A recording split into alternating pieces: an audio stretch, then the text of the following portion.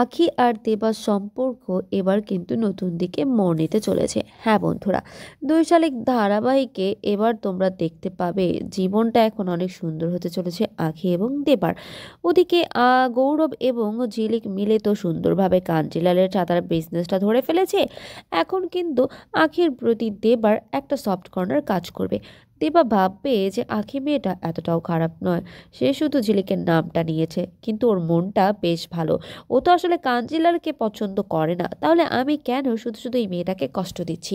ওকে তো আমি বিয়ে করেছি আর ওকে আমি ভালোবাসি, কিন্তু সেটা আমি মুখে বলছি না। এবার কি তবে দেবা সকল অভিমান ভুলে আখিকে আবার এক করে নেবে এবং নিজের মনের কথা তাকে জানিয়ে দেবে? সেটা জানতে হলে তোমাদের প্রতিদিন দেখতে হবে দুই শালিক। আর দুই শালিক তো স্টার জলসার প্রতিদিন সন্ধ্যা 5টায় দেখা যায়।